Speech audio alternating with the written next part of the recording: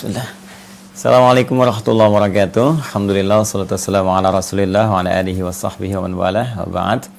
Saudara-saudariku dimanapun Anda berada, Alhamdulillah hari ini sudah sampai hari Senin 5 Syawal 1442 Hijrah. Alhamdulillah, semoga kita disampaikan dalam keadaan yang lebih baik, diberi kesempatan untuk menyempurnakan siam sunnah kita. Barangkali sudah ada yang mulai hari ini ya, di 6 hari puasa di bulan Syawal itu. Bagi yang belum mulai juga kita nanti ada masih waktu terbentang untuk bisa menekuni sunnah Nabi ini yang datang setahun sekali.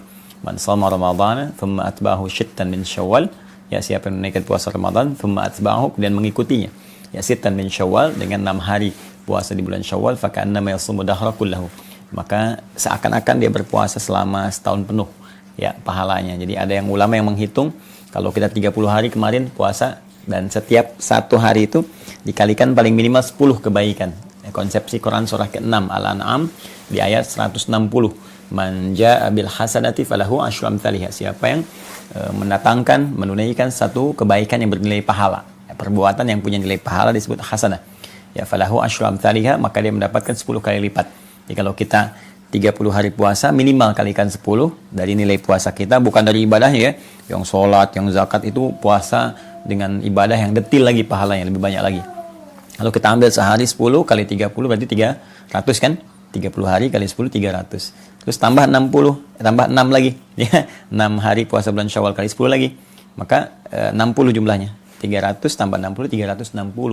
Maka benar kata Nabi, kalau orang tambahkan 6 hari seakan-akan dia pahala puasa yang mendapatkan sepanjang masa setahun penuh. Ya dahr itu setahun penuh. Artinya 360 hari, seakan-akan 360 hari puasa karena dia dapat 10 setiap harinya.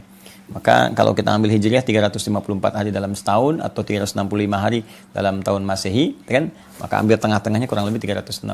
Ada kemuliaan di sini yang setahun sekali datang. Semoga Allah berikan kelapangan pada kita untuk memulainya, insyaallah. Hari ini saya akan coba melihat beberapa pertanyaan-pertanyaan teman-teman yang saya janjikan dulu untuk setidaknya dijawab dalam satu kelenggangan ya. Kalau kita lagi baca kitab atau yang lain, ada waktu kita bisa jawab.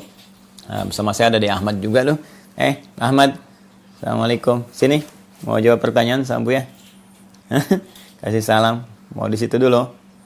Ya, Bu ya jawab dulu ya. Sebentar ya. Baik. Saya buka dari akun IG dulu ya teman-teman. Ini ada di akun IG. Ya, waktu dulu saya sampaikan di Quran Sunnah Solution sesi tanya jawab. Ini belum sempat kita jawab. John, assalamualaikum. Mas John juga ada di sini. Coba saya janji ingin disampaikan cuma nanti ya teman-teman ya. Kapan-kapan kita bahas ya. Baik. Ini yang pertama dari akun irawan.komade. Ya, irawan.komade. Pak Ustadz, baik, saya ingin bertanya berhubungan dengan doa. Apa sebab doa tidak terkabul dan bagaimana cara agar doa segera terkabul? Serta bagaimana cara menenangkan pikiran dan hati yang sedang kacau? Terima kasih. Semoga Allah berikan ketenangan kepada Anda dan memberikan jawaban dari doa-doa terbaik yang disampaikan. Di sini ada 3 persoalan ya. Yang pertama, kenapa doa tidak terkabul? Yang kedua, bagaimana doa cepat terkabul? Dan yang ketiga, bagaimana cara menenangkan pikiran? Ya, penyebab doa tidak terkabul, teman-teman sekalian, kita bisa lacak di salah satu hadis Nabi Sallallahu Alaihi Wasallam ketika beliau menerangkan tentang seorang lelaki yang menempuh perjalanan panjang. Ya, saya bacakan hadisnya. Qala Rasulullah Sallallahu Alaihi Wasallam, langsung ke intinya. Tsumma dzakara rajula, ya yutilus safara, ash'atha aghdara. Kemudian Nabi menyebutkan seorang lelaki yang menempuh perjalanan yang sangat panjang sampai dia berdebu, artinya menempuh perjuangan yang luar biasa sampai melewati berbagai medan, kan? Yamuddu yadayhi ila sama, mengangkat tangannya ke langit, fayaqulu, maka dia menyebut ya Rab, bermohon dengan al-asmaul husna. Ya Rab, ya Rab. Dia tempuh 3 hal ya. Dia tempuh 3 hal. Satu, yaitu menempuh perjalanan panjang untuk berdoa. Sedangkan di salah satu keterangan, doa orang dalam perjalanan itu cepat dikabul. Yang kedua, yamuddu yadayhi ila sama, dia mengangkat tangannya ke langit. Sedangkan mengangkat tangan bagian dari hal yang memudahkan doa terjawab. Ya, ada hadis lain mengatakan innallaha hayyun karimun. Sungguh Allah itu hayyun, maha pemalu, karimun, maha mulia. Dan akan merasa sangat malu kalau tidak mengabulkan doa orang yang mengangkat tangannya. Ya, ketika ditanya oleh seseorang, ya Rasulullah, ya apakah doaku, kurang lebih bahasa kita ya, terkabul dengan mengangkat tangan ini bermohon kepada Allah? Ya, maka Nabi balik bertanya, bagaimana jika ada seorang menengadahkan tangannya kepadamu dan memohon sesuatu, apakah engkau akan berikan? Ya kata dia, aku malu kalau nggak ngasih. Maka kata Nabi, komen Nabi pertama, innallaha hayyun karimun. Sungguh Allah lebih pemalu daripada engkau, lebih mulia daripada engkau. Allah sang pencipta dan sangat merasa malu jika tidak mengabulkan permohonan hamba yang tengah menengadahkan tangan kepadanya. Ini hadisnya sahih, ya kan? Akhirnya yang ketiga adalah menggunakan al-asma al-husna. Ini kaidah yang ada di Quran surah ke-17, Al-Isra ayat 110. Qulid Allah awid ar-Rahman ayyama tad'u falahul asma al-husna. Sebut nama Allah kalau Anda punya persoalan, minta bermohon kepada Allah, sebut namanya, atau Ar-Rahman, atau juga falahul asma al-husna, maka cari nama Allah yang sesuai dengan kebutuhan kita. Maka disebut dengan al-asma al-husna. Misalnya kita butuh rezeki, sebut Allahur Razzaq, gitu kan? Dan kita butuh ilmu, Allahul Alim, ya Allah. Ya, butuh kesabaran, Allahus Sabar. Atau misalnya secara umum, kita ingin minta dengan menyebut nama Allah yang berjanji memberikan kebutuhan kita, merawat kita, maka sebut namanya Rabb, Rabb, Rabb. Makanya di diksi Al-Quran seringkali ada narasi doa menggunakan kata Rabb. Rabbana atina fid dunya hasanah, Rabbana la tu'akhidna, Rabbana zalamna, itu menggunakan Rabb. Karena Allah berjanji dalam Al-Quran saat kita masih dalam kandungan usia 4 bulan, berkomitmen dan memohon kepada Allah, Allah mengatakan dengan kalimat Rabb ingin memenuhi kebutuhan kita, sepanjang kita pun komitmen untuk mengesahkan, mentauhidkan Allah Subhanahu wa taala. Itu di Quran surah ke-7, Al-A'raf ayat 172. Wa idh akhadha rabbuka min bani adama min zuhurihim dzurriyyatahum wa asyhadahum ala anfusihim alastu bi rabbikum. Ya, kemudian kita menjawab qalu bala syahidna. Ya, kita mengatakan kami bersyahadat ya Allah, Allah menjanjikan dengan Rabb. Makanya sering kita mengatakan ya Rabb. Dan orang ini melakukan ketiganya. Perjalanan jauh, kemudian mengangkat tangan, ketiga menyebut al-asma al-husna. Seharusnya doa dia 3 kali lebih cepat dikabulkan dari orang biasa. Tapi apa yang terjadi? Anna yustajabu lahu. Kata Nabi, anna yustajabu lahu. Bagaimana doanya bisa dijawab? Ya, ternyata penyebabnya adalah, ini yang paling luar biasa. Dia melakukan 3 hal yang mempercepat terkabulnya doa, tapi saat yang bersamaan, kata Nabi tidak berfungsi apa-apa. Ya, karena ada persoalan. Apa persoalannya? Mat'amu haram, makanannya haram. Mashrabu haram, ya kan? Minumannya haram. Malbasu haram, pakaiannya haram. Maghudhiya biharamin, perangkat hidupnya haram. Ya, ternyata yang haram-haram itu bisa menyekat hadirnya sesuatu yang harusnya Allah berikan kepada kita. Ya, saya beri contoh gini misalnya. Ya, kita kalau ada gelas ya. Gelas ya kan? Gelas itu kan ada atasnya, ada tutupnya kan? Kalau ditutup. Kalau enggak kan semua masuk kan? Ya, tapi kalau kita tutup, maka tersekat tuh, apapun yang mau masuk sulit. Kalau ringan, tembus. Tapi kalau keras, ya balik lagi mental. Ya seperti itulah cawan hati kita. Kalau kita bermohon dengan kebeningan, air bening masuk, susu masuk, kopi masuk, yang enak-enak masuk semua. Tapi ketika dia ditutup tuh dengan maksiat, tutup dengan maksiat, menutup. Kata Nabi di hadis Muslim, naktah sauda, mulai menutup. Ya, kalau masih ringan, masih ada tembus dikit-dikit. Tapi kalau sudah berat, mantul lagi. Nah, maksiat ini, perbuatan dosa ini, itu yang menghambat kebaikan itu masuk dalam diri kita. Sedangkan Allah itu thayyibun, innallaha thayyibun la yaqbalu illa thayyibah. Allah itu maha baik, ya, tidak menerima kecuali dari yang baik-baik, dan tidak sampai kepada kita pun anugerah Allah karena Allah maha baik, nggak akan menyatu dengan yang kotor. Ya, jadi harus kita bersihkan dulu, harus dihilangkan dulu yang kotor-kotornya ini. Ya, karena itu maksiat, harta haram, ya kan? Makanan haram dan sebagainya itu tidak sangat sulit untuk mendatangkan jawaban dari doa, termasuk juga hidayah. Hidayah itu Allah berikan, cuman mental kadang-kadang. Ini yang menyebabkan telinga dengar adzan nggak peka. Lihat orang sholat, nggak ada getaran, kan? Yang tembus ke dalam jiwanya. Disampaikan ceramah kebaikan malah anti, ya, malah menyoal atau kadang-kadang mencela dan sebagainya. Nah, ini menunjukkan ada sesuatu yang salah dalam perilaku hidupnya. Maka apa yang harus dilakukan supaya doanya kemudian cepat terjawab? Yang pertama dia tobat dulu. Ya, tobat dulu. Tobat kembali pada jalan yang benar. Tinggalkan yang haramnya. Tinggalkan yang haramnya, tinggalkan perbuatan buruknya. Haram itu bisa karena perilaku anggota tubuh, misal mata menatap yang salah, telinga dengar maksiat, lisan bicara pada yang kotor, atau masuk lewat perut, ya, dari mulut lewat ke perut, ya, dari makanan haram tadi, ya, minuman haram, perangkat hidup haram itu tinggalkan. Ya, begitu kita tinggalkan, Allah pertama berikan ketenangan dalam jiwa kita. Nah, ketenangan ini begitu ada, hadir dalam jiwa kita, nanti baru kita bermohon, Allah kabulkan. Ya, kadang-kadang kita diminta untuk beribadah dulu, untuk menutup dosa-dosa kita sebelumnya. Seakan ingin mengatakan gampang, doa dikabulkan itu gampang. Tapi kalaupun dikabul, sementara kamu masih banyak dosa, bagaimana menutupnya? Maka kita kadang-kadang dipacu untuk meningkatkan ibadah. Ya, orang tuh berhijrah kan, nggak langsung doa dikabul. Tiba-tiba kemudian malah yang terjadi 2 hal. Ya, satu dilatih untuk ibadah dulu, rajin dulu tahajudnya, rajin puasanya dulu. Terus tiba-tiba ada yang hilang. Ya, ke masjid mau tobat pulang hilang sendal. Ya, boleh jadi ya di sendal itu mungkin ada sebagian dulu yang kotor. Bukan di sendalnya, mungkin di harta yang lainnya. Ya, karena kamu sekarang sudah baik, yang haramnya Allah tinggalkan. Nah, persepsinya bisa jadi begitu. Ya, supaya diganti nanti dengan yang lebih baik lagi, dari harta yang lebih baik. Kalau kita sudah menyadari konsepsi ini, dan kita akan tenang ya dalam menyikapi ini semua, sudah mulai meningkat ibadah, ada halawatul iman, enak rasanya meningkat ibadah, sudah baik, ini tandanya tobat diterima. Jadi yang jelek-jelek tadi ditinggalkan, maksiat sudah nggak mau dilakukan lagi dari mata sampai dengan ujung kaki, ujung kepala sampai ujung kaki, kita tinggalkan. Nikmat ibadah ini tanda kemudian taubat diterima. Kalau sudah begitu, maka lakukan beberapa cara yang langsung diisyaratkan dalam Al-Quran untuk mempercepat terkabulnya doa. Seperti Quran surah kedua, Al-Baqarah, saat Ramadan kemarin saya sampaikan. Ayat 186, kan? Wa idza sa'alaka 'ibadi 'anni fa inni qarib ujibu da'watad da'i idza da'an falyastajibu li wal yu'minu bi la'allahum yarshudun. Muhammad SAW, jika ada hambaku bertanya padamu mencari-cari aku. Ya, hamba di sini ada dua kemungkinan.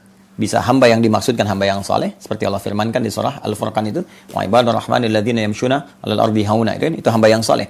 Wajar dia mencari Allah mendekat untuk meningkatkan ibadah, ada. Yang kedua hamba yang salah, yang di surah Az-Zumar itu, surah 39 di ayat 53. Ya, wa qul ya ibadiyalladzina asrafu ala anfusihim la taqnatu min rahmatillah. Katakan Muhammad SAW pada hamba-hambaku yang banyak berbuat salah dalam hidupnya, dia jangan putus asa dari rahmatku. Sepanjang dia mau kembali kepadaku, aku terima dia. Innallaha la yaghfiru dzunuba jami'a. Ya innallaha yaghfiru dzunuba jami'a. Allah akan ampuni dosa-dosanya. Sungguh Allah akan mengampuni seluruh dosa dia sepanjang dia mau bertobat kepada Allah. Ya, maka apa yang harus dilakukan? Dua hamba ini ketika mencari Allah, yang satu meningkatkan amal saleh, yang kedua tobat dari salah. Ya, begitu dia bertobat, selesai itu tadi, maka apa yang harus dia kerjakan? Kata Allah langsung dijawab sebelum bertanya. Uji budang watad da'i. Pasti mau minta, pasti mau doa.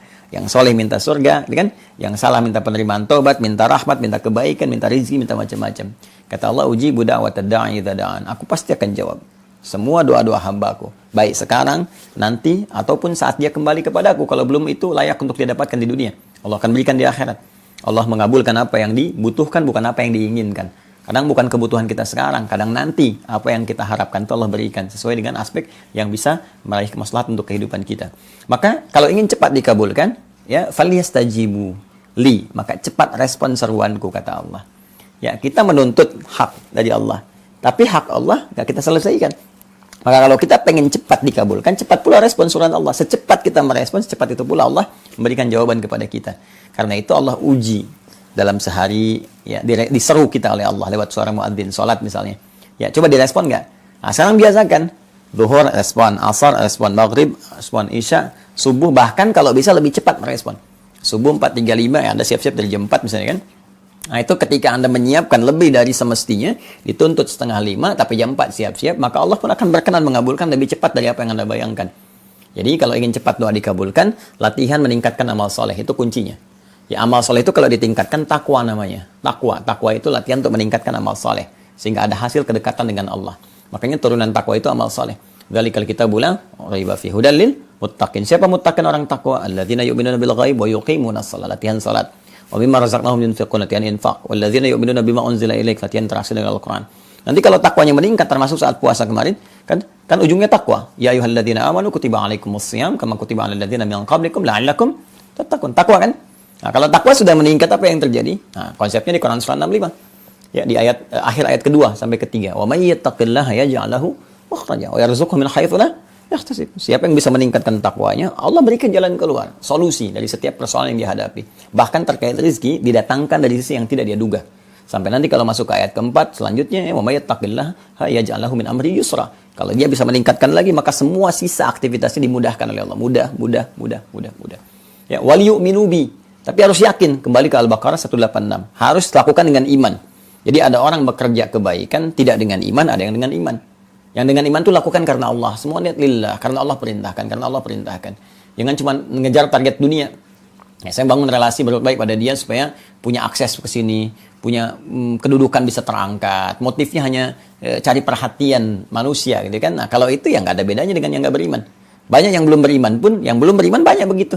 Ya, istilah manusia cari muka, dan walaupun mukanya udah kelihatan, ya, cari perhatian dan sebagainya. Lakukan karena Allah. Itu ihsan namanya. Di hadis Muslim, nomor hadis ke-8, anta'budallaha ka'annaka tarahu fa illam takun tarahu fa innahu yarak. Ya, maka kembali ke Quran surah ke-2 ayat 186, la'allahum yarshudun. Nanti kalau mereka sudah menyadari itu semua, sudah merasakan kenikmatan, mereka akan mendapatkan kenyamanan dan petunjuk dari Allah. Baru bisa membedakan, oh ini nikmatnya ibadah, nikmatnya doa dikabulkan. Jadi satu taubat dulu, yang kedua tingkatkan amal saleh, terus lakukan dengan yakin iman kepada Allah, dan lihat nanti perubahan apa yang terjadi. Ya. Dan yang terakhir, bagaimana menenangkan pikiran dan hati yang sedang kacau. Baik, saya ambil ke sisinya dulu ya, ke sisi ketenangannya dulu. Quran surah 13 ayat 28. Nggak ada cara lain menenangkan jiwa kecuali dengan zikir. Ala bidzikrillahi tatma'innul qulub.